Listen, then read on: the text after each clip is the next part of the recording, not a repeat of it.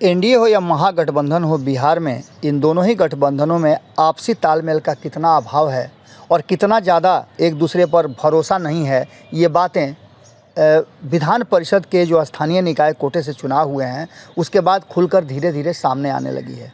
अभी परिणाम नहीं आए हैं लेकिन आरोपों का दौर जारी है। एक दूसरे पर शक की निगाह से देखा जा रहा है और यहाँ तक कि कई आरोप प्रत्यारोप भी अब सामने आने लगे हैं। कहा यह जाने लगा है कि चुनाव प्रचार के दौरान जिस तरह की तल्खियाँ देखी गई थी और जिस तरह एक दूसरे को हराने के लिए काम किया गया था, जैसा कि चर्चाएं तेज हो गई हैं, उसको लेकर के आने वाले समय में संबंधों में भी कई तरह के दरार देखने को मिलेंगे। हो सकता है कि संबंध बिखर भी जाएं। एनडीए से लेकर के महागठबंधन के भीतर आपने देखा कि सीट शेयरिंग को लेकर के, हालांकि एनडीए में सब कुछ ठीक ठाक नज़र आया लेकिन तल्खियाँ वहाँ भी थी। जहाँ एक तरफ मुकेश सहनी अपने लिए एमएलसी सीट मांग रहे थे, इच्छा तो हिंदुस्तानी आवाम पार्टी के सुप्रीमो जीतन राम मांझी की भी थी कि उन्हें भी एमएलसी चुनाव में सीटें दी जाए गठबंधन धर्म के तहत, लेकिन नहीं हुआ ऐसा। इन सब की तल्खियों के बाद मुकेश सहनी के तो बचे हुए विधायक भी भारतीय जनता पार्टी ने अपने पाले में कर लिया। इन सारी बातों को लेकर के नीतीश कुमार चुप रहे और नीतीश कुमार को भी पहली बार ऐसा हुआ कि भारतीय जनता पार्टी ने अपने से कम सीटें दे करके उन्हें छोटा साबित करने का पूरा प्रयास कर लिया। ये तल्खियाँ भी कहीं ना कहीं बरकरार थी और आपने देखा होगा कि सीट शेयरिंग को लेकर के नीतीश कुमार ने किसी तरह का कोई बयान नहीं दिया था। इससे सीधा था कि नीतीश कुमार खुश नहीं है। इसके साथ ही एमएलसी चुनाव में बागियों ने भी खूब जम करके अपना खेल दिखाया और इन सब में सबसे ज़्यादा महत्वपूर्ण था कि चिराग पासवान किस खेमे में है, क्योंकि आपने देखा होगा कि चिराग पासवान सीधी तौर पे चुनाव प्रचार के लिए किसके लिए वोट मांग रहे थे और क्या कह रहे थे। इसी बीच में 24 सीटों के एमएलसी चुनाव के दरमियान ही चिराग पासवान का बंगला भी खाली करा दिया गया, जिसको लेकर के चिराग पासवान की तल्खियाँ बढ़ गई।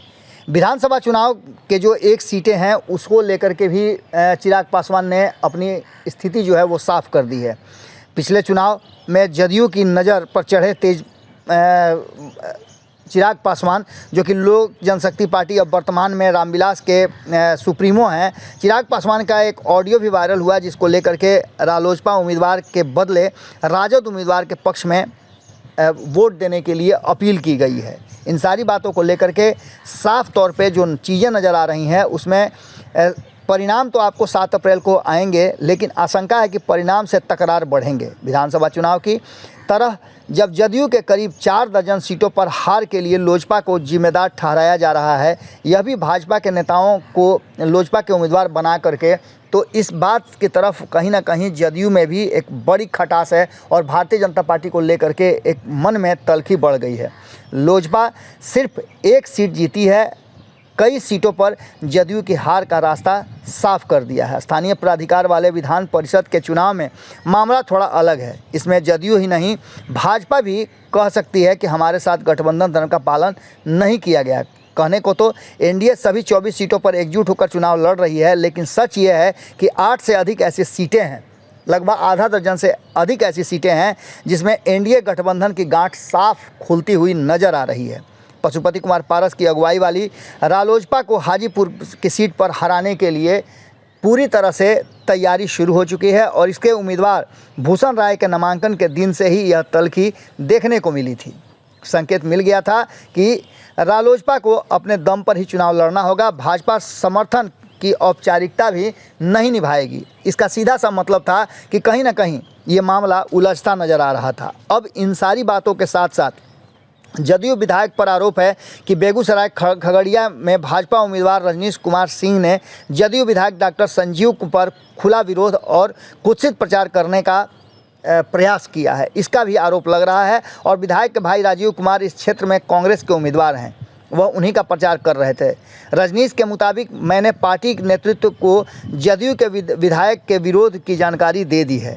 इन सारी बातों को लेकर के ये तल्खियाँ साफ साफ देखी जा सकती हैं। बात यहीं तक नहीं है, राजद के बागी पूर्व विधायक गुलाब यादव के खिलाफ भी अनुशासनिक कार्रवाई की गई है। भाजपा ने अपने बागी सुमन महासेठ के खिलाफ कोई कार्रवाई नहीं की है। वजह बताई गई है कि महासेठ 2020 में विधानसभा चुनाव के समय ही भाजपा से अलग हो गए थे। वे वीआईपी के टिकट पर चुनाव लड़े थे। कागजी रूप से भाजपा का यह दावा सही भी है, लेकिन ये सही कितना है और कितना भारतीय जनता पार्टी अपना प्रभाव रखती है अपने नेताओं पर, ये बातें किससे छुपी है। 2020 के चुनाव में जो कुछ भी हुआ वो नीतीश कुमार के लिए एक बड़ा दर्द दे करके गया है। नीतीश कुमार उससे उभरने की कोशिश कर रहे हैं, लेकिन इसी बीच में 24 सीटों के चुनाव में दोनों ही खेमे के बीच में तल्खियाँ इस बात की तरफ इशारा कर रही है कि पूरा मामला जो है उलझा हुआ है। इस बीच में एक मामला और सामने आ रहा है जिसमें साफ तरीके से नीतीश कुमार और जीतन राम मांझी को बोचहा चुनाव में प्रचार करने के लिए तिथि तय की गई है। अब देखने वाली बात है, जैसा कि संपादक नमन मिश्रा जी का कहना है कि मुझे इस बात का भरोसा नहीं है कि नीतीश कुमार बोचहा में चुनाव प्रचार करने जाएं। अंत समय में किसी न किसी कारण से नीतीश कुमार अपने आप को अपना पैर खींच लेंगे।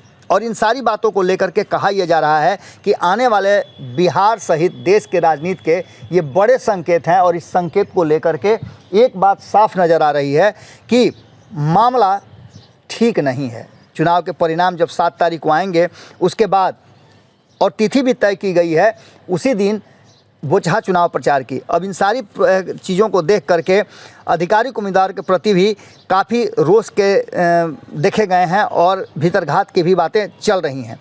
बागियों के चलते उनके कुछ वोट खराब जरूर हो रहे हैं, और यहीं आपको बता दें कि भारतीय जनता पार्टी से भी बागी उम्मीदवार मैदान में उतर गए हैं। अब पूरी तरह से इस मामले पर जदयू और भाजपा के बीच में भीतर ही भीतर तलवारें खिंच गई हैं। देखने वाली बात होगी कि जो जानकार बता रहे हैं और राजनीतिक गलियारे में जो चर्चा है उसने साफ कर दिया है कि इस 24 सीटों के चुनाव परिणाम में यदि एनडीए पिछड़ जाती है, जैसा कि हमने आपको अपने सर्वे में बताया भी कि बहुत सारी ऐसी सीटें हैं जिस पर भीतर अंडर करेंट बहुत कुछ चल रहा है। अगर ऐसा होता है तो दोनों के बीच में खटास आएगा, और यह खटास एक बड़े राजनीतिक बदलाव की तरफ भी इशारा कर रहा है। जुड़े रहिएगा भारत लाइव के साथ, खबरों का सिलसिला लगातार जारी है। बहुत बहुत धन्यवाद, नमस्कार। अगर ये वीडियो पसंद आई और वह बिहार के राजनीति और बिहारियत से सरोकार रखेनी तो सब्सक्राइब बटन दबा के चैनल के सब्सक्राइब कर ली। ओजे एगो घंटी बा, ओकरा बटन दबा देला से कुल सटीक और मारक खबर रुआ मुफ्त में मिल जाई। अगर रुआ पत्रकारिता के हमनी के नया प्रयोग में सहयोग कर चाहतानी तो ज्वाइन बटन दबा दी। पेटीएम नंबर नोट कर ली 9386816700। धन्यवाद।